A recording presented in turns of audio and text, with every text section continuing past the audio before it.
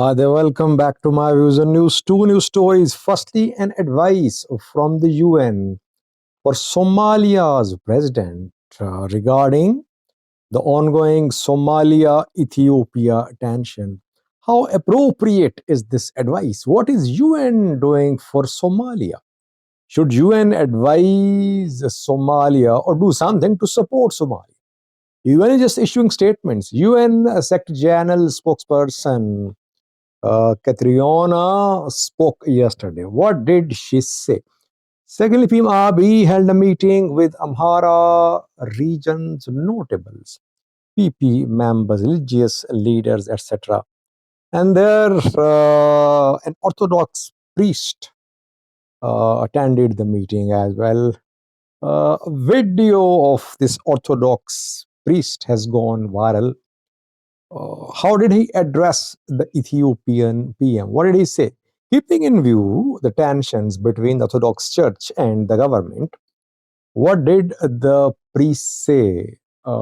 And the priest is under fire, by the way. He's been criticized by several groups in Ethiopia. I have a clip of the priest for you and details of what he said. Firstly, viewers, Somalia Ethiopia confrontation over the MOU signed on the 1st of January between Ethiopia and Somaliland. What has UN done for Somalia so far on this issue? Nothing, because UN just issued a statement. It called for respect for Somalia's territorial integrity and sovereignty. UN Security Council held discussions, but no concrete measures were announced. Yesterday, again, UN Secretary General's Special Representative for Somalia briefed UN Security Council members behind closed doors. But again, so far, no announcement of any tangible action from the UN. And by the way, Somalia says that this matter needs urgent attention, because when Hassan Sheikh spoke in Addis Ababa on Friday, he said that Ethiopian military officers had already arrived in Somaliland. They were preparing the ground for implementation of the MOU. So Somalia wants urgent international intervention to stop Ethiopia from implementing the MOU. This urgency is missing. We are seeing only statements. African Union called for dialogue, though it showed support for Somalia's sovereignty, but in its statements, it called upon the parties to start a dialogue. Somalia is rejecting the idea of dialogue, with Ethiopia saying that dialogue can only be held if Ethiopia withdraws from the MOU. So basically, nothing is happening on the ground in support of Somalia to stop Ethiopia. While, according to Somalia, Ethiopia is making moves, its military officers in Somaliland preparing the ground, and maybe Ethiopia could make a move in coming days or weeks to sign the agreement with Somaliland, or to enhance its military presence in Somaliland, military presence and commercial activities in Somaliland.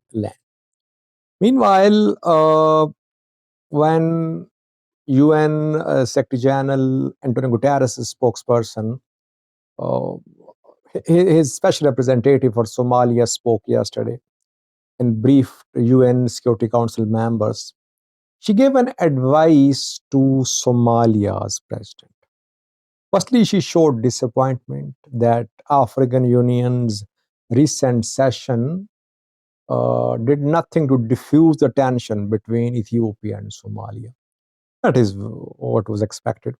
And secondly, very importantly, she asked Somalia's president to be measured in his response.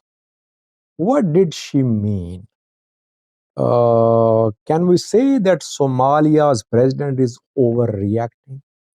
That is why UN rebuked Somalia's president, telling him to control his temper, telling him to watch out his words, to be careful about the use of language.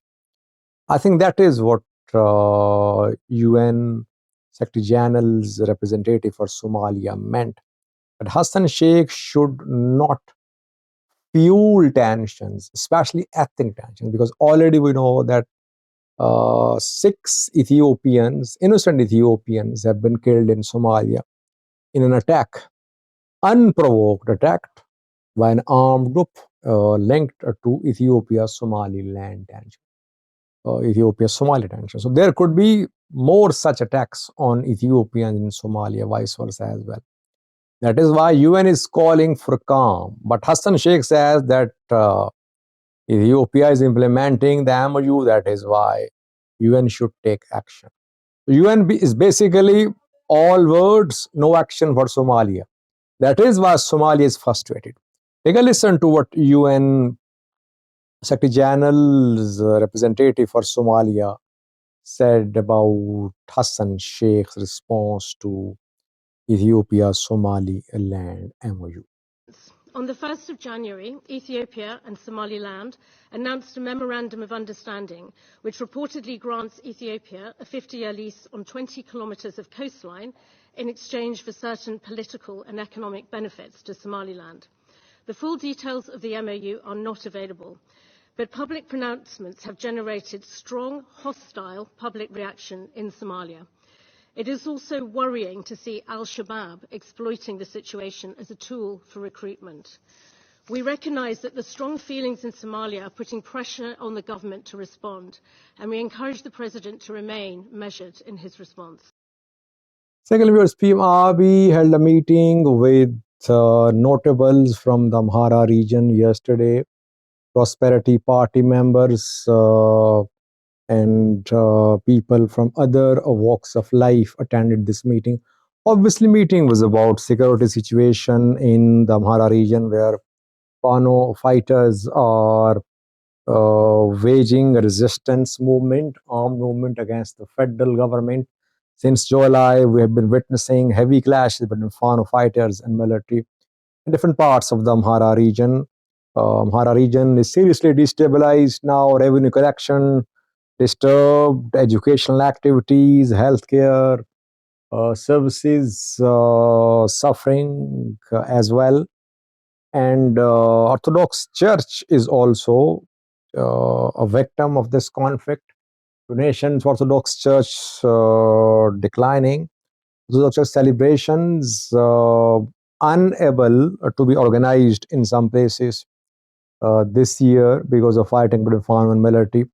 And we've seen that perhaps this is one of the reasons that relations between the Orthodox Church and Ethiopian PM did not remain very enviable this year, though Church has been accusing the government wants to weaken the Church, split the Church.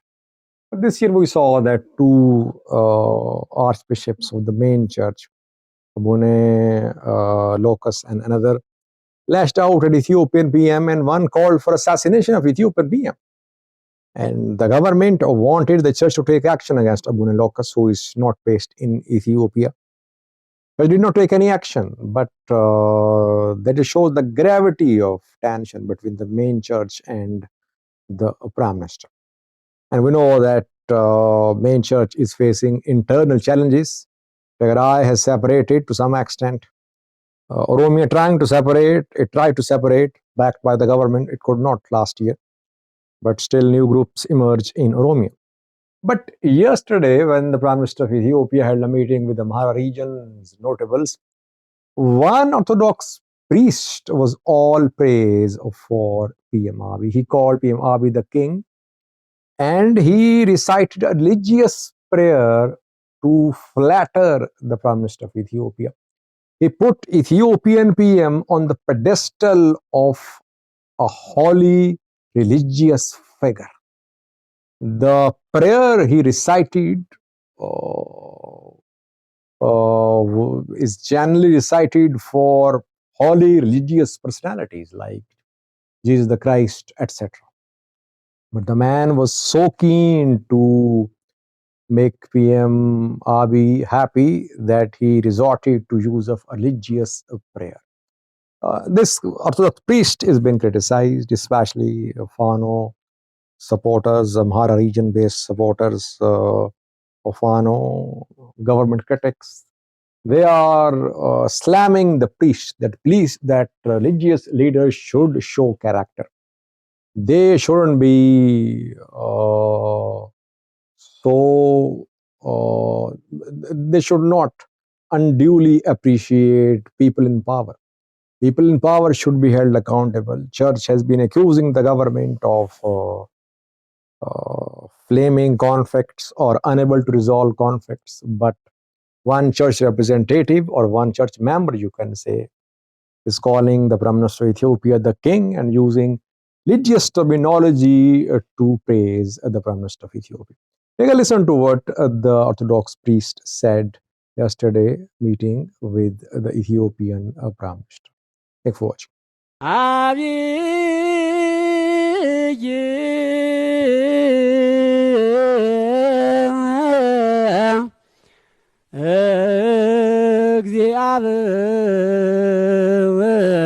እግዚአብሔር ወአብይ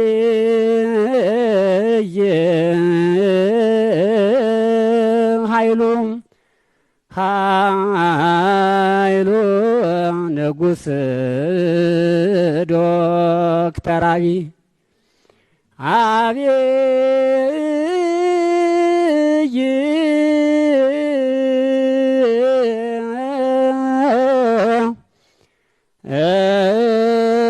እግዚአብሔር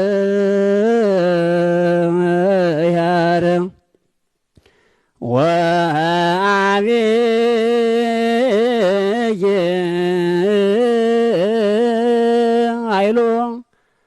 ኃይሉ ንጉሥ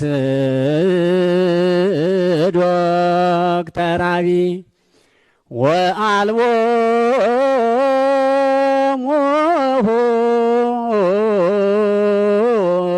ሞልቁ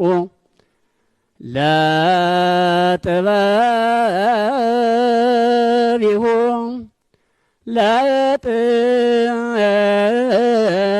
ለጥበቢሁ